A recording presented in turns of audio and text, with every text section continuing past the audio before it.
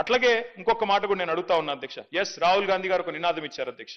జిత్నా ఆబాదీ ఉత్నా హక్, జిత్నీ భాగేదారీ ఉత్నీ హిస్సేదారీ.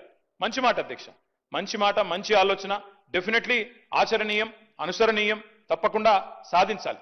కానీ నేను అడుగుతా ఉన్నా అధ్యక్ష, రాహుల్ గాంధీ గారు ఇవాళ ఓట్ చోరీ గురించి దేశం అంతా మాట్లాడుతున్నారు. మరి 42% రిజర్వేషన్ విషయంలో ఇక్కడ జరిగిన ప్రయత్నాన్ని ఎందుకు వారు పార్లమెంట్లో లేవనెత్తలేరు? కాంగ్రెస్ పార్టీకి 100 మంది ఎంపీలు ఉన్నారు అక్కడ. మీరు ఎందుకు గట్టిగా పట్టుబడతలేరు? పార్లమెంట్లో 42% మీద అక్కడ కదా జరగాల్సింది చర్చ, అక్కడ కదా జరగాల్సింది రాజ్యాంగ సవరణ. అక్కడ చేయాల్సిన ప్రయత్నం చేయకుండా ఇక్కడ ఎంత చేస్తే కంఠశోష తప్ప ఏమొస్తుంది అధ్యక్ష?